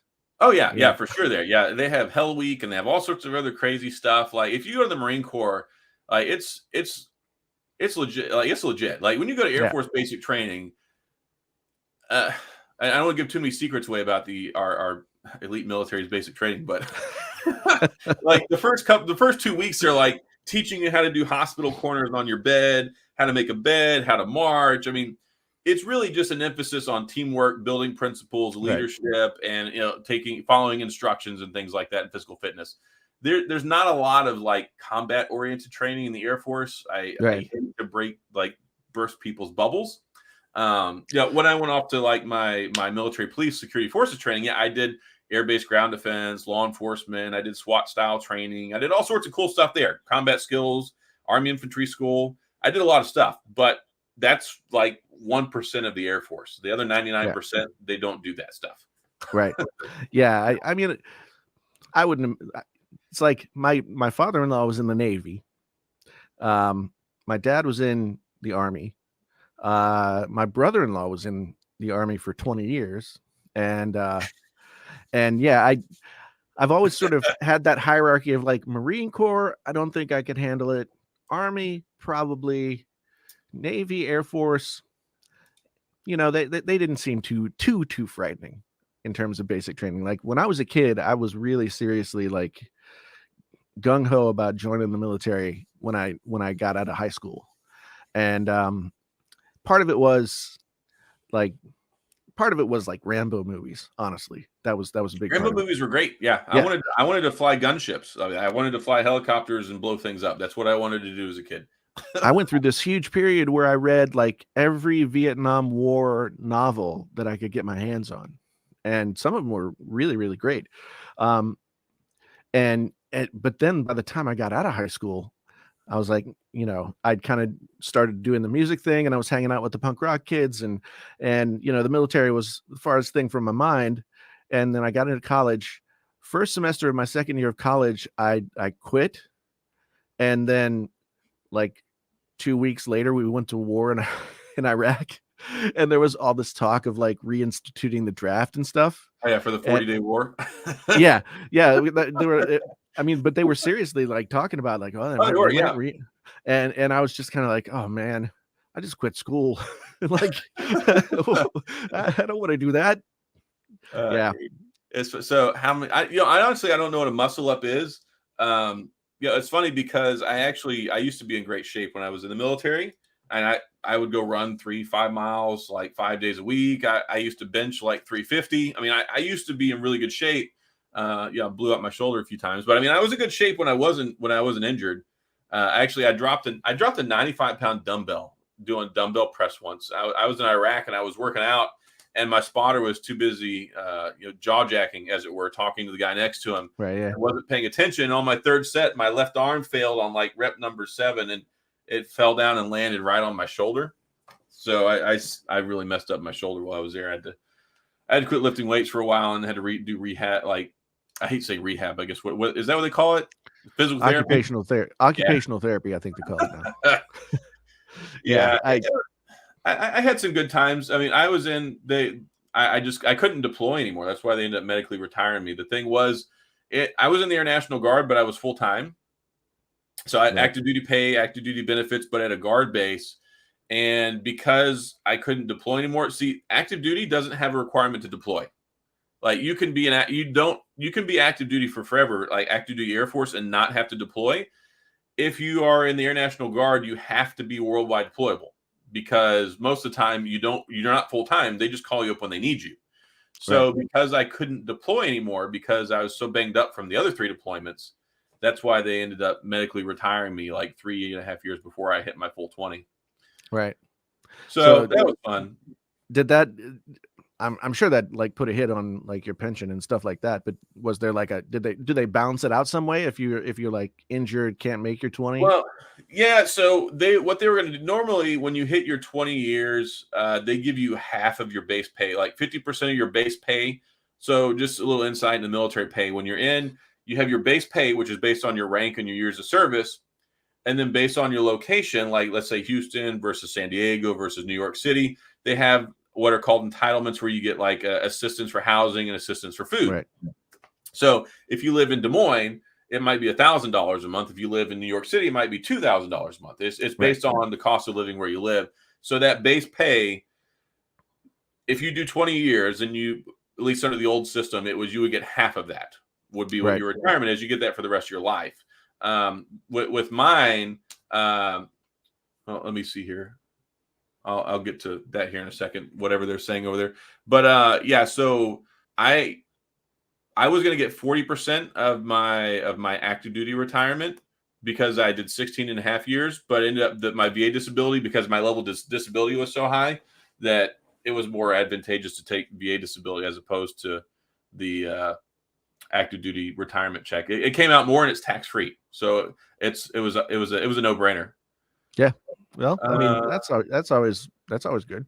Yeah. Trying to see. I've got a couple people over here. I mean, Mr. Maccabee, thank you very much. Paul, 1961, joined the Navy in 79. That's awesome. So I'm guessing Paul was born in 1961 then. That's probably a good guess. Pull up and then on top. Yeah, I never did those, especially once my shoulder was messed up. I couldn't do pull-ups anymore after my shoulder got messed up really bad. I also got in like a Humvee like rollover thing, and like I have 3 herniated discs in my neck. I ended up upside down in like a rollover and a Humvee, so it's I'm pretty banged up. Yeah, it doesn't sound good. Let me see. Explains. Yeah. So I don't know what explains why I blink so much. Honestly, I don't know if I've discussed this with you before. The reason I blink so much, I have Tourette's, which is a neurological disorder. So the twitching and the blinking, all that stuff. I've explained that to some of my people on my channel before, but whenever I sit here and talk for an hour, it's much more obvious than the short little spurt on the video clip. Yeah. I actually I've seen it before, but as we've been sitting here, I haven't noticed it too much. So yeah. I've lived with it since I was like 7, so I mean it's whatever. But I didn't know what was the explanation. Maybe my disability in the military. I don't know. But let me see. I like you for you. Don't change yourself. Well, I like me for me also. So we're on the same page here. Let me see. Do you have any input? So I don't have a whole lot of input on this, and it's I'm not going to turn this into a geopolitical warfare chat, but hopefully the best and a de-escalation happens there. Each state has a different pay rate based on cost of living. Yeah, the military, the way their stuff works with the benefits, it does go. I guess goes by state, but mostly by locale. You put in a zip code, like for Houston or San Antonio or Austin or whatever they're by region. Yeah, great channel, to be honest. I'm probably gonna have to wrap it up here in the next couple of minutes, just because my camera is probably gonna die because it's on a battery. I don't have a dummy battery for it yet. It's funny. I had ordered one for the last G100 that I had, and then when I had to send the G100 back to Panasonic, I think I just threw it in the trash, or I did something with it. So I don't have one. I don't have one anymore. Yeah. Have you ever had to put in real work in service? I don't know if that means, but I mean, I spent 16 and a half years active duty military police, and I've been an attorney for 4 years. So I think I've got the check mark next to the real work box. I'm not too worried about that. Yeah. I mean, who can define real work? Honestly. Yeah, it's ridiculous because it's funny. Like, if you look at traditional work and traditional income, I went to college for 16 years to go be an attorney. I spent all this time in the military, and like there are like 16-year-olds making more money having a YouTube channel for 6 months than my traditional education. So yeah, it's one of those things where in this information world and this digital and meta frontier that we're on now, and also the great resignation, or the great what do they call it now? The Great Resignation. I think the Great Resignation period. I think that they're going to see more than ever that people can work from home and don't need to have traditional work hours in traditional work environments, and can still work and still contribute and still make a meaningful amount of money. I think what's interesting about it too is like, not so much the millennial thing, but just the idea that like, people got the opportunity to spend more time with their families, and then they saw what they were exchanging for, like what was, in a lot of cases, an unfair amount of pay for the kind of work that they was, the time and work that they were putting in. And so I don't know. I think it's a very interesting time. And if you listen to people like Elon Musk and others, they're basically saying like, at some point, like there are not going to be enough jobs. No, there won't be with this new information and technological revolution. The thing is people, what you're doing when you work is you're trading your time in exchange for a certain amount of money. It's you go show up in exchange for a certain amount of money, and people are realizing or saying, that's not worth it anymore. Right. and in a lot of ways it's not. I mean, I don't fault anyone. Like, obviously, do what's best for you and your family, and what you're worth. And some people don't, and that I think maybe there need to be more courses on people understanding like their self-value and what they bring to the table, because what you could do out there may be a lot more than what you thought you could do, previously, at where you were at getting your job, where you're exchanging your time for money. Like, people's potential. You don't know what you don't know. And like, if I had known I could do this like 5 years sooner, I would have done this 5 years sooner. Yeah, it's really weird though, because like, I mean, I've been a musician and done a bunch of different things, taught all these. I had many jobs over the years. I will say that doing YouTube is easily one of the hardest, if not the hardest jobs that I've had. It is, Because but it's very hard, and maybe it's part of my obsessive nature, but it's something that you can't necessarily control the variables on the back end, but right, you can control the workload. And right. you know, if you immerse yourself in it, like there are like I made 407 videos last year. Yeah. I'm trying to make less than that this year, but you know, I'm one of those people where I'm like, look, that video didn't do well. I want to make another one, or like I want to do this. Every time you get a new product, you're challenging yourself outside of your typical norm. And it's like, well, let me look at this laptop. I've never reviewed one of these before. I could do this. Right. Yeah. Yeah. For me this year, like I looked at the last 2 years. The last 2 years, I made fewer videos than I had in any of the years prior. Like I started really doing YouTube seriously in 2016, like middle of 2016. And I was doing like 3 videos a week. And I did that up until probably sometime in like late 2019. And then with COVID and everything else, the past couple of years have just been kind of messed up. And you would think like I'm doing it full time and I can't leave the house anyway. So I would make more videos, but it just didn't work out that way. So, Yeah, I mean, I'm gonna be honest. I mean, I get kind of overwhelmed sometimes.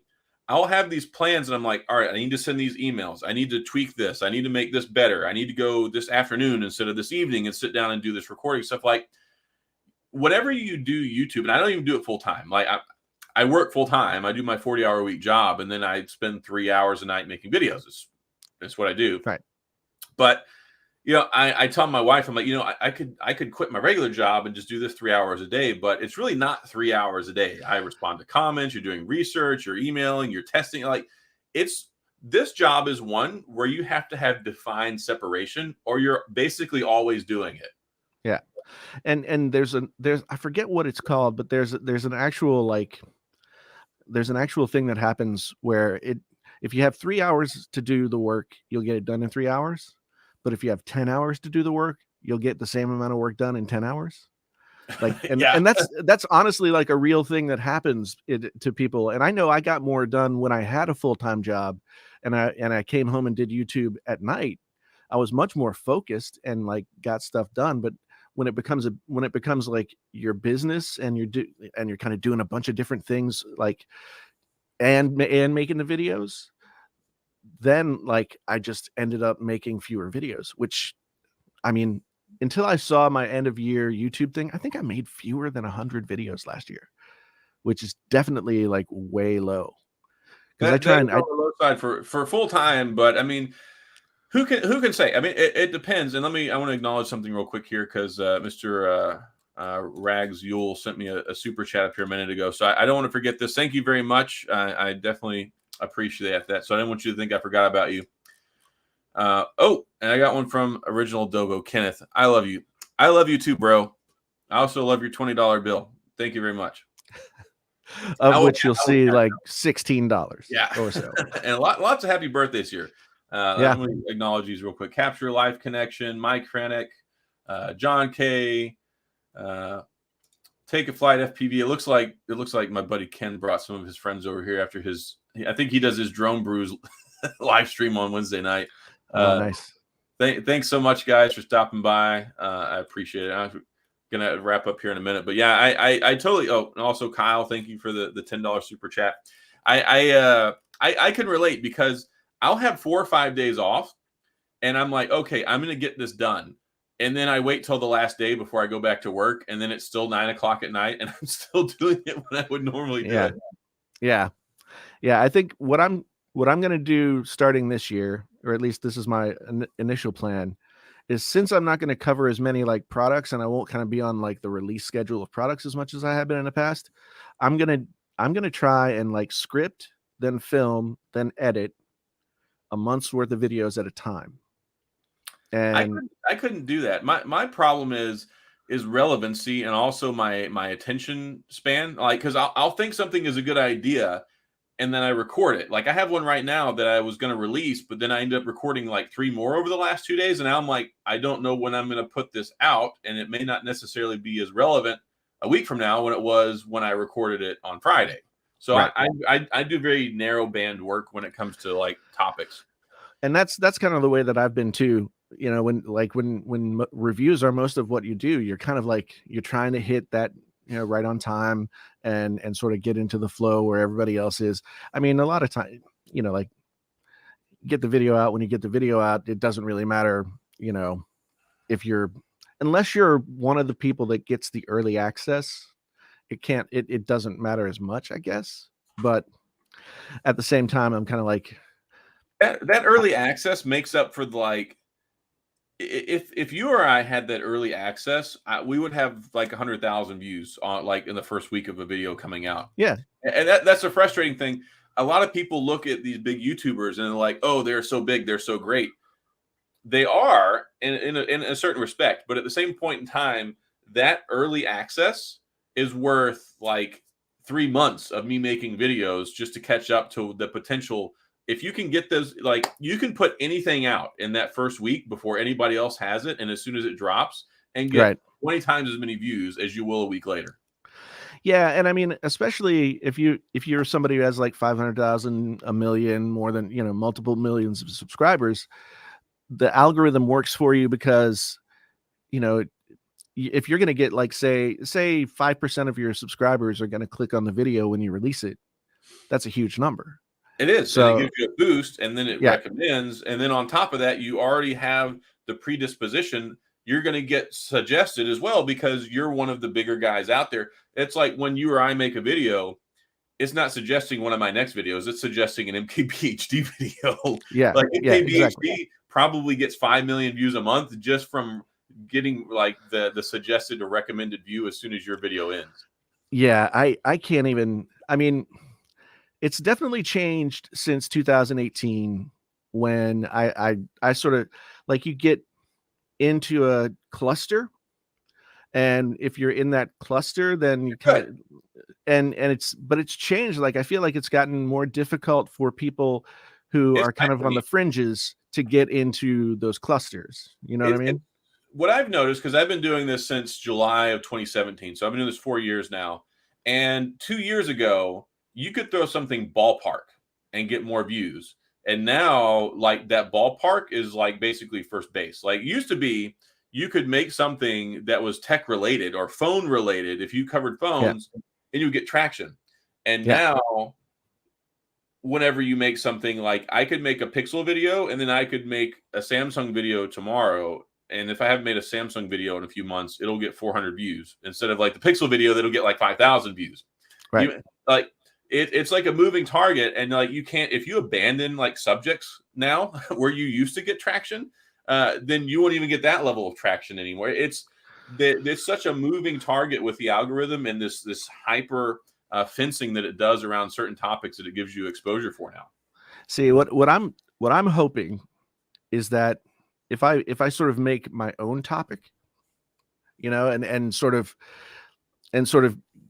that topic sort of is geared around certain things that I like. I have this idea. I've been looking at channels like Ali Abdal and you know some of them are like the productivity guru type channels, Uh-huh. but looking at those channels, I mean, they aren't niched down in the way that like somebody who's in it like doing a tech channel is. Like they do tech, but they're also doing, you know, how productivity stuff, and they're also doing like entrepreneurial stuff, or you know, like a bunch of different things.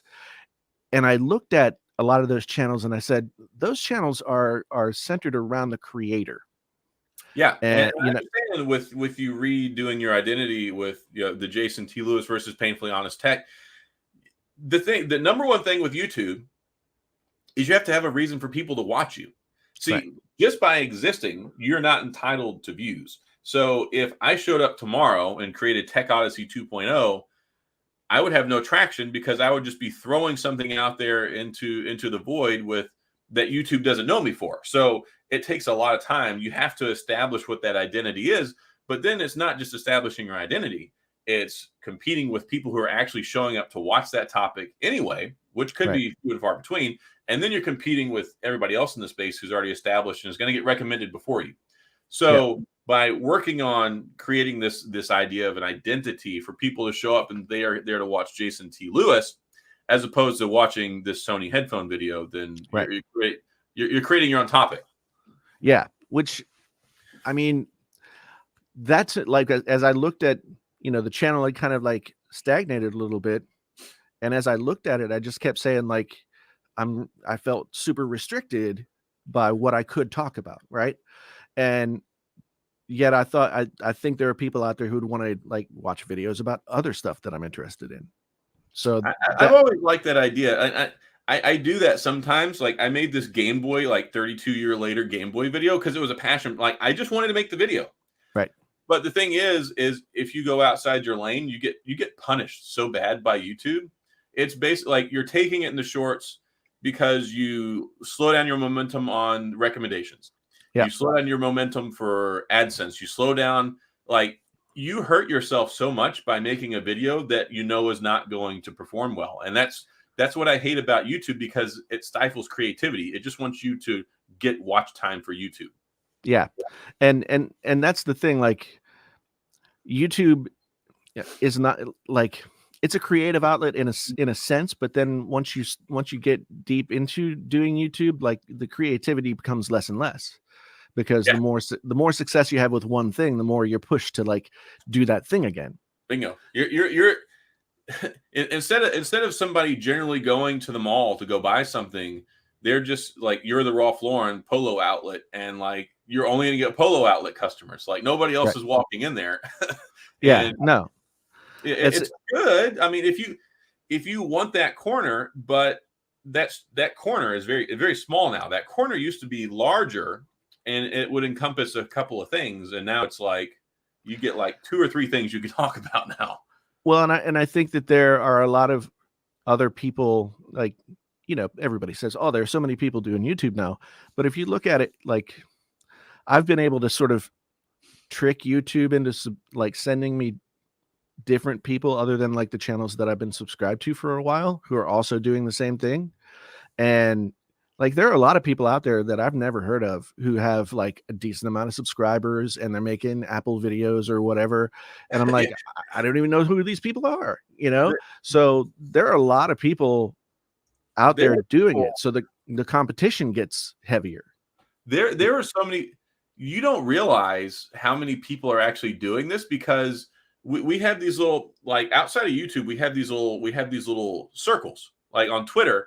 And I didn't even know who Dave 2D was till like a year ago. Like I had never seen one of his videos, and the dude's got like 2-3 million subscribers. He's a big guy. He's been around. And I was like, hey, this Dave 2D guy, he's pretty great. I never heard of him. People are like, are you an idiot? How do you not know who Dave 2D is? Yeah, it's really weird when I find a tech company or a tech channel that covers something that I would typically watch, and they have like 300,000 subs, and I'm like, how do I not know who? Like, it seems like at a certain point the world gets smaller, because that's what happens when you're doing just about anything, right? Yeah, and but it seems like something has changed in YouTube, where it's more sort of partitioned, and it does seem that way. And it's kind of, I just decided that for me, since I'm doing the Amazon streaming thing, and that's actually like helping that seems to me be going really well for you. Yeah, and it's it's pretty much like helping me pay the bills, and doing well on YouTube consistently is not as important if I can like let go of it ego wise, and sort of take it in the nads for a while to like change the direction of the channel. But that does, I mean, that takes some of the pressure off. That's one thing that's always been great for me. And also right here, like Michael Loki says, is like, when you get early access, it's not always what it's cracked up to be, because there may be, restrictions or expectations on what you can and can't say. And you've talked about that at length before with, possibility losing special access. And you and I are more subject to this than some other people, because you and I are very, very apt to say what we think. Yeah. I mean, and I have had it happen to me where I was, in the good graces of a company, and then said things that, change that dynamic. Yeah, and you very well can. And I know this. Some of my videos are like with the level of clairvoyance of watching a Scream movie. I tell people, I'm like, look, I could very well lose my access for saying this, but I mean, I'm going to say it, and I hope that they understand. I'm going to be honest, and that's the point of why I'm here. That's why I got started. One was because I wanted to cover BlackBerry stuff, but two was I was so sick of watching all these videos and seeing these media outlets, and I'm like, you don't even know what you're talking about, bro. Like, like I can't stand reading. Like, I'm just going to make my own videos, and eventually I'll get to the point where I can, inform people in mass. But that's why I got started. Yeah, it was the same thing for me, where like I was watching gaming headset videos because I had never had one, and bought one because I'd seen videos that said it was pretty good, and it was trash. And I was like, wait a minute, I just watched like 5 videos where all of these guys were saying it was really good, and it's not. and so I just kind of that's what got me started, and I got going at Best Buy. Like, I took that headset back, got another one, wasn't as good, and so I just kept going back to Best Buy and getting new headsets until I finally like started to learn like which ones were the better ones. But I wanted to be the person that would say this headset is not worth the money that you would spend on it. You started a new channel called "It's Not Worth It Tech." Yeah. Well, and that's where the Painfully Honest Tech thing came from, which was like, at the time that I changed the channel name to that, I felt like it differentiated the channel a lot from other tech channels. At least with that name, you would have a certain idea of what kind of tech review you were going to get, right? Well, and people want that. People want honesty. They want to know that. That's one of the biggest like approvals and like encouragements from whenever I do a video is when I have somebody come back and go, I watched this, I bought this because of you, and everything you said was true. Right. Like, and that's just the greatest validation for what it is that we can do here, because I can say, look, it does this, it does that, it doesn't do this very good. If you're this type of person, or if this is what you're looking for, go buy it. And then they do, and they come back and like, you were totally right. I love you. Thank you so much. Yeah. And I've had people say similar things over the years, and it really does feel good to know that that you've been able to help somebody out. I don't know if you ever watched Jim's Review Room, but he did like familiar. He did audio stuff. He did like audio stuff and some camera stuff, and sort of just like consumer tech. But his tagline was like, I'm here making this video to help you, the consumer, make your best possible purchase choice. Yeah, and that's fair. And I mean, he was really good. He wasn't really opinionated, but he did have always kind of like a nice balance of pro and con, right? He walked away from making YouTube videos, and I think he said he was going to, I watched his sort of I'm going away video, and he said he was going to do Twitch. Oh, yes. Yeah, I know him. Yeah, I was like, what are you doing, bro? You're crazy. Yeah.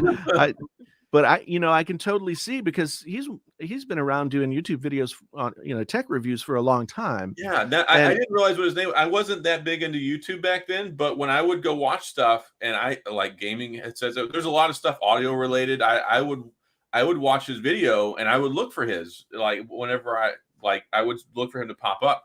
I didn't really even understand. Cut this off, and I'm in a few seconds because my camera battery is going to die in a few minutes, but I didn't really have much of a concept of what YouTube was until I actually started doing it. For me, it was just a way to go listen to music through music videos without having to pay for a music service. Right. For years. Yeah. I was like, what do you look for on you? People are like, oh, I watch YouTube all day. I'm like, what do you watch on YouTube? I just listen to music on YouTube.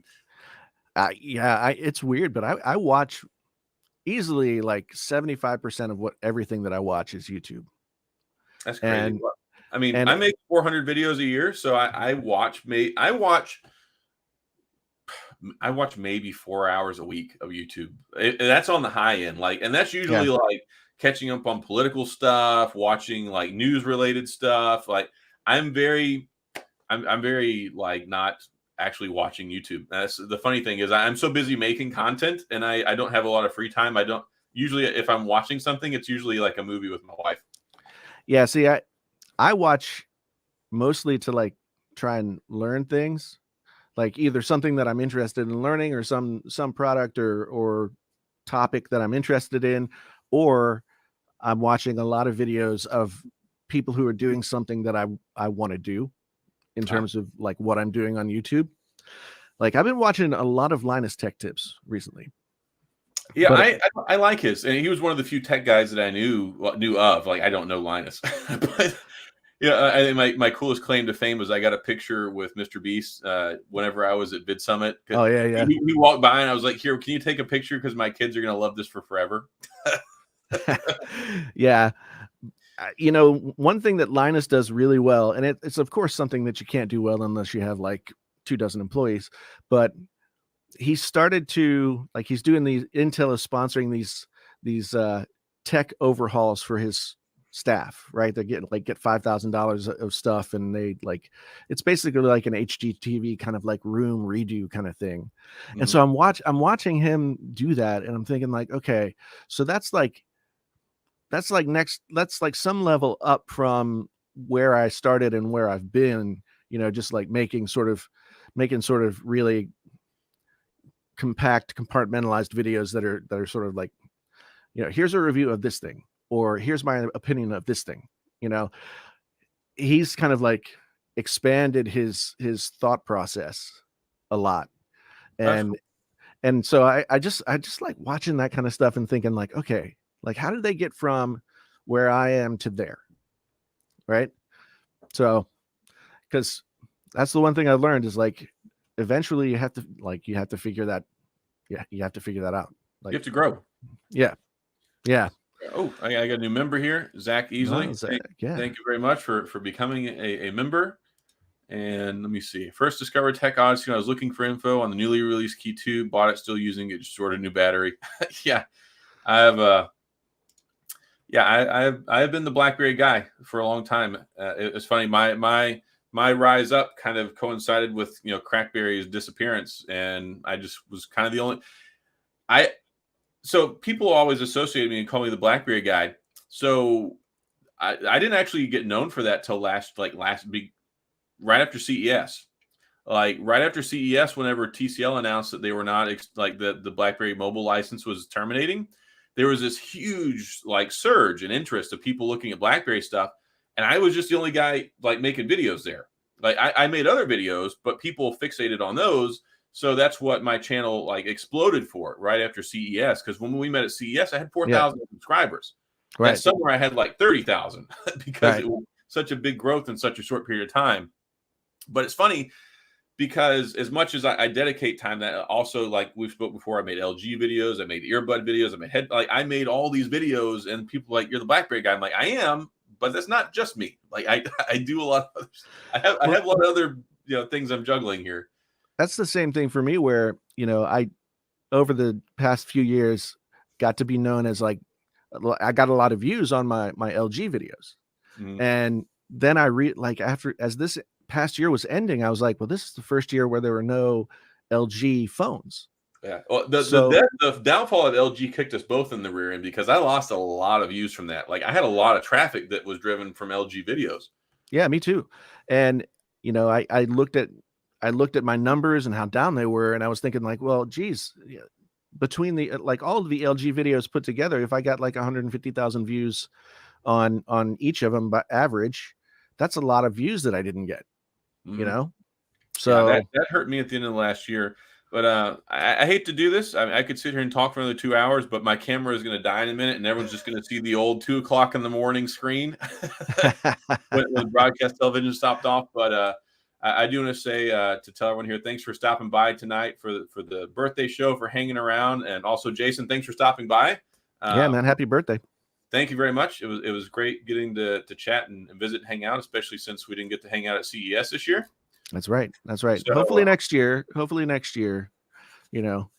I'm hopeful. I hope it's like a return to form this next year, and hopefully it'll be a great time. I had a good time there, but only because I had some friends that were there. CES, maybe there was like 15-20% of what there was when you and I were there 2 years ago.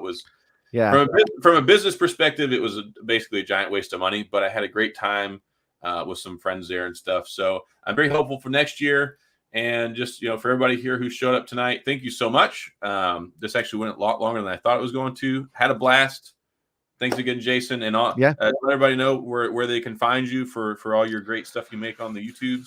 Yeah. So Jason T. Lewis on YouTube, or Painfully Honest Tech. The channel, I just changed the channel name over from Painfully Honest Tech to Jason T. Lewis.